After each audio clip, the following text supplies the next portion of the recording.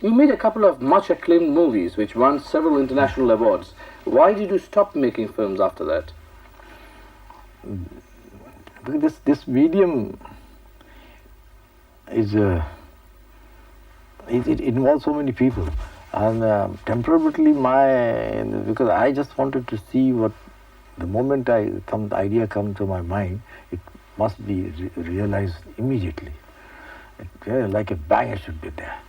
So that aspect which is not in the film. The film is a very long process.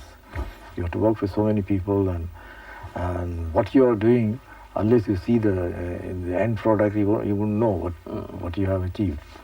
So that patience is not there. So perhaps I am not fit for making the film.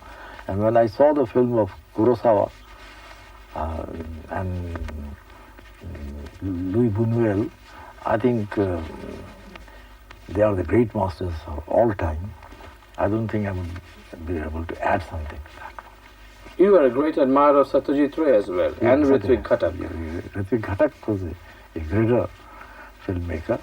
Satyajit Ray, my real admiration, what I find in his film is this, that what you call the essence of India, which he portrays in his films. I think no poet or writer or anybody has done so much in this century what he has done.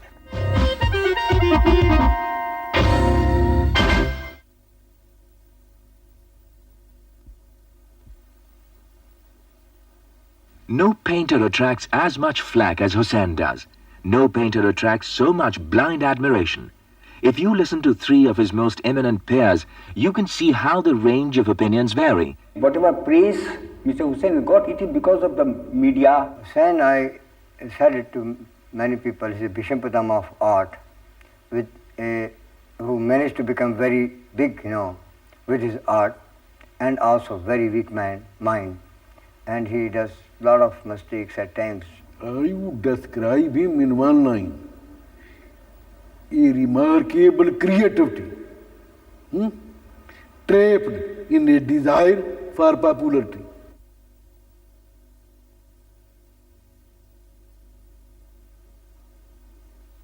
Three permanent museums to his work are coming up.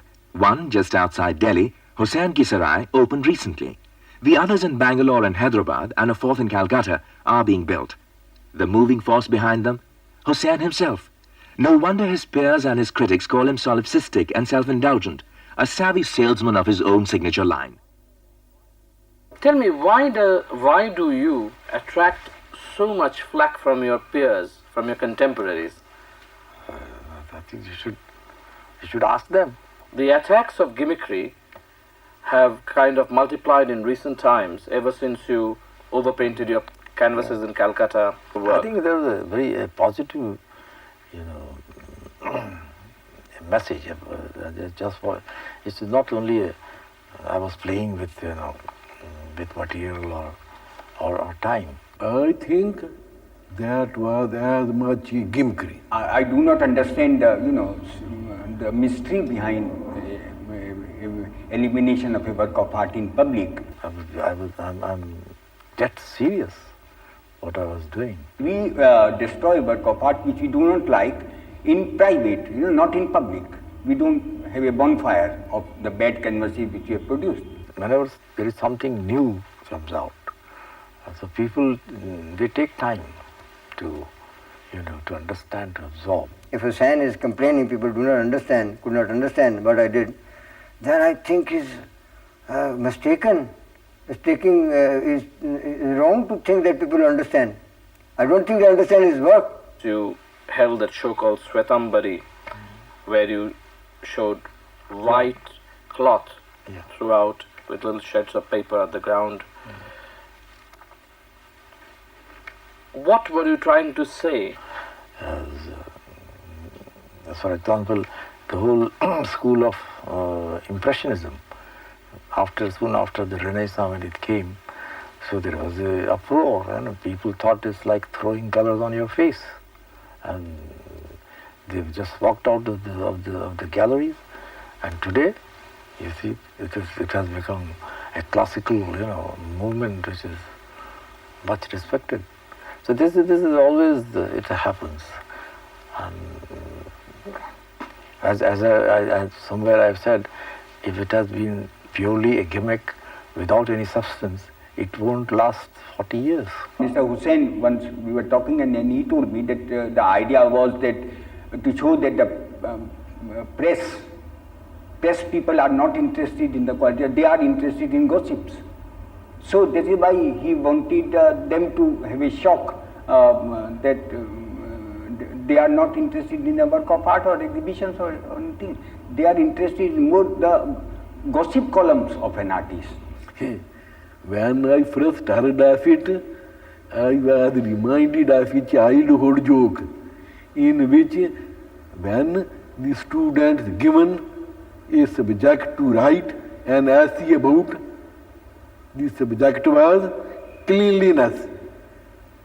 One student wrote nothing on the paper and left it clean and called it cleanliness. My dear friend, you by a creative act try to achieve a mood, a feeling.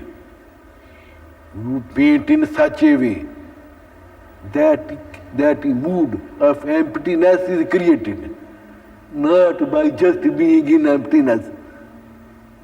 Anybody could have done much better, but especially Husain Sahib could have done much better in as example of artist, where he did some mistakes like telling who are the best painters. Painting in art, there is not like 400-meter race. You are number first, you are number second, you broke the record of this. You are not table tennis or badminton. Then says number one. So he did the best painter is so and so, second best is so and so, third best is so and so, and bringing his own son's name also. And it's very wrong. It is like Bhisham Pitama, which I'm saying, we did a lot of mistakes like that. He don't have to do this sort of thing. He is a very respected man. He don't have to indulge in these sort of activities. It gives a very kind of weak mind of a painter of his stature. How do you react to this kind of criticism? That's okay. And I still meet them, even through. And we get together, and when I opened my sarai in outskirts of Delhi, so I said, that was really, I was not very sure whether all the painters in India, they'll participate, because that's my the invitation was sent all over, and about 39 leading painters from all over India, they responded. I was really so pleasantly surprised, and it's a great thing which is unheard of in the West. There is this cutthroat competition, and they don't see, eye to eye. They never meet. But here, at least, in spite of all these differences, some of them are so poles apart. But when we come together, and the same thing as we say in Delhi, Chappiya Martha.